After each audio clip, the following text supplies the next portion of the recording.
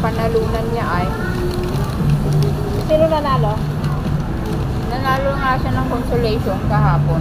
Oo. Yung 8899 yata.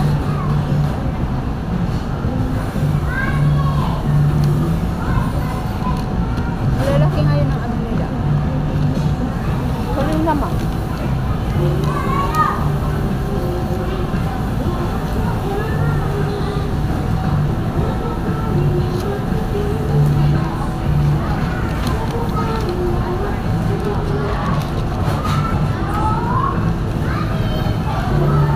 Init-init pa.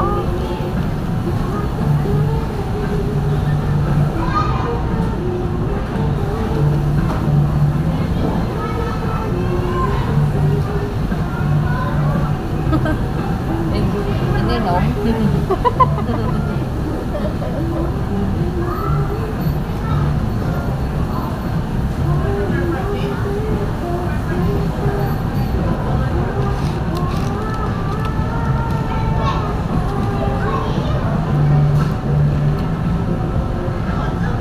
Ano ba ang makikita?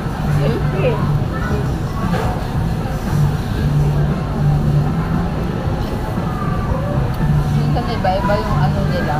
Yung ano sila Tagalog. Timpla. Yung Tagalog. Mainit.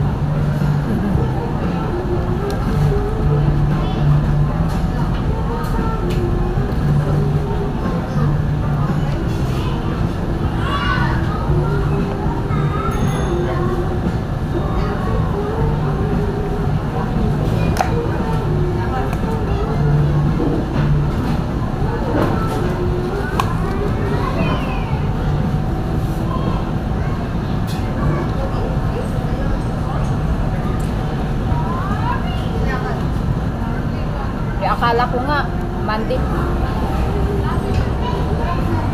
Dalawang Sunday na hindi ko nailok. Paano kung malalabas? Wala naman na. Is ipapak.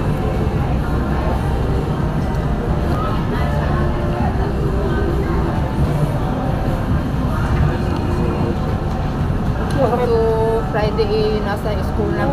Ay, Mama mo. 6 months yun. Init pa din, hindi naman na ano.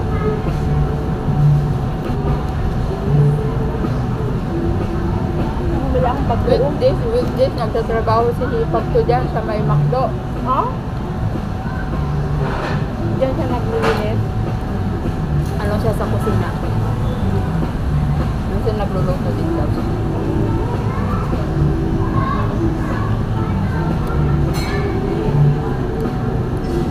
Pero hindi ko pa sinabi na kinuha ko na yung sa Sunday na day off.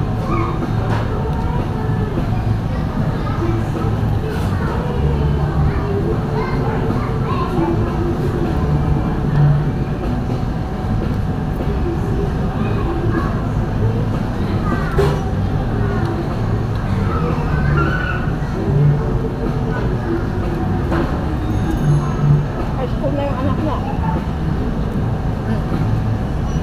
Balasa nga.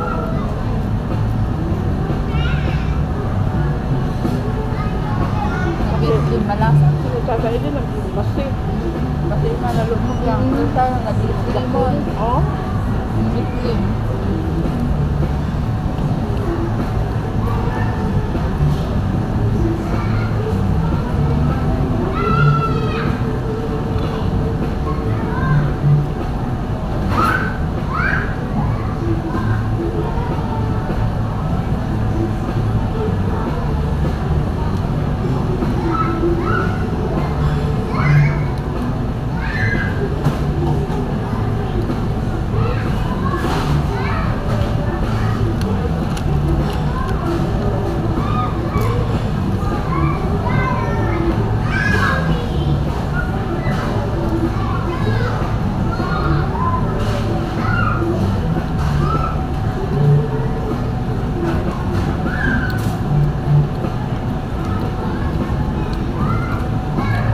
Tapos sabi niya, hindi ka na ano,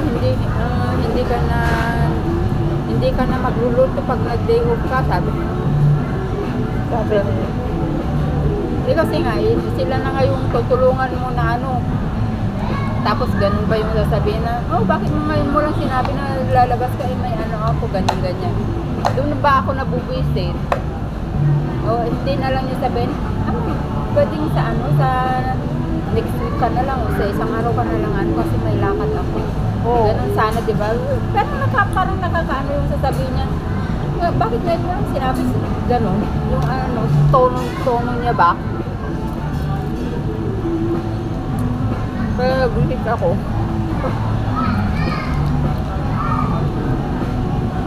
Bakit kinuha ko ulit yung ano? Oo, mas maganda na yun. Sabi ko ganyan. Tapos na ano, sinasabi nila na yung na ano, sinabi ko daw na sobrang busy. Busy, it means, ibig kong sabihin, sabi ko, busy sila na yung araw nila ng weekdays busy. Hindi ko makuha yung day off ko, sabi ko.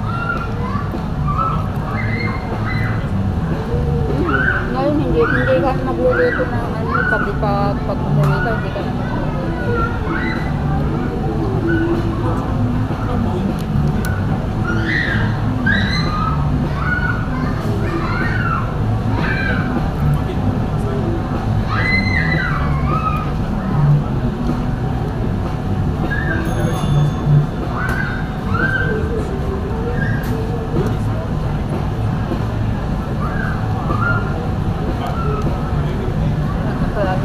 Nato baka.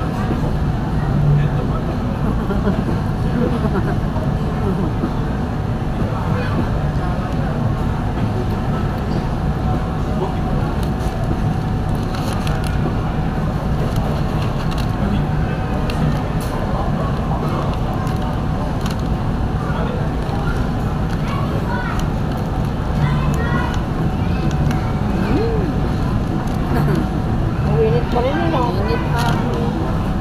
Ayun, alis na yung buto. Ayun yung Balat. balat.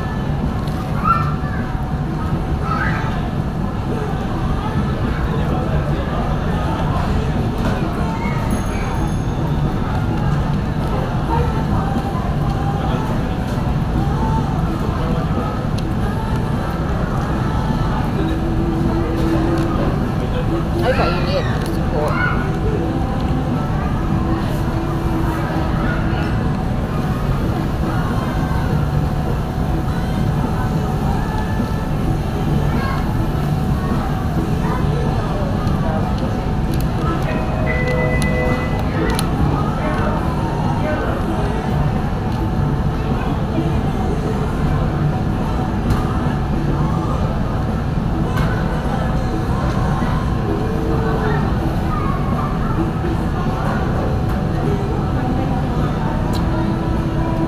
Saan ka magpunta ng linggo?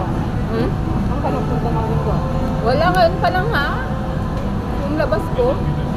Ay, ito ba yung bata ng linggo? Hindi.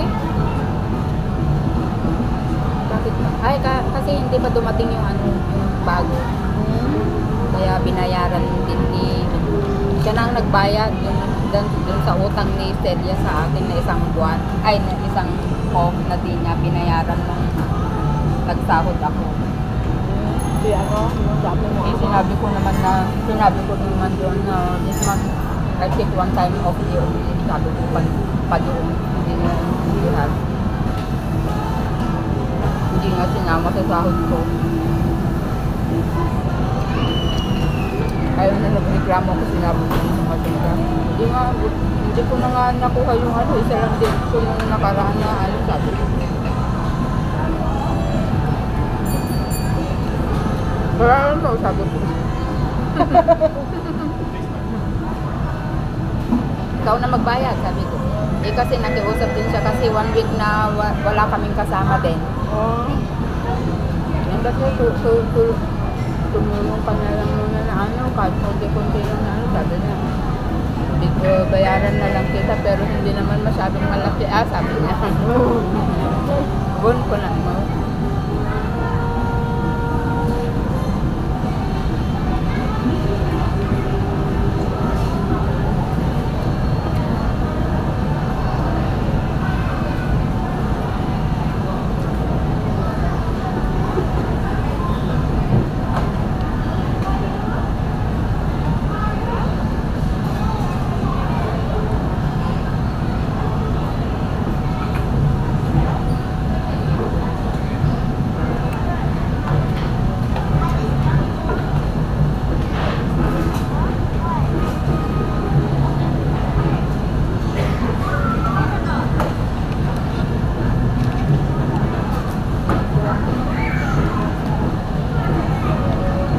Dalawang beses lang naman ako magbayad dun sa inutang ko dun sa ano, kay Sheriff.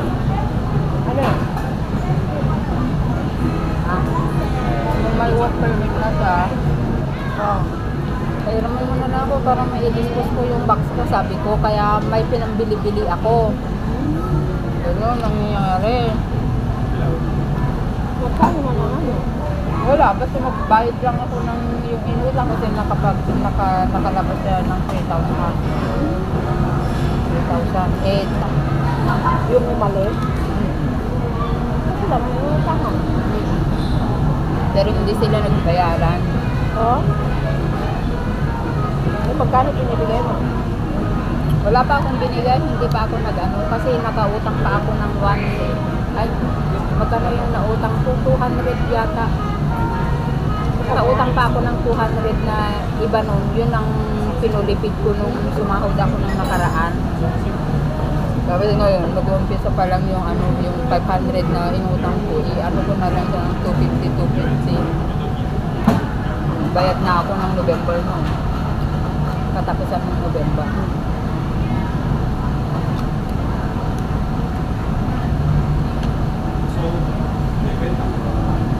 Ako naman pag-ipunan mo. Pautakin mo ako sa pag-ipunan. Ay, pera ako. Ipunan mo nga. Mag-ipon ako pampatayo ko ng bahay. Huwag mo nga. Pautang mo muna sa akin. Mag-ipon nga ako. Kaya nga, pautang mo muna sa akin.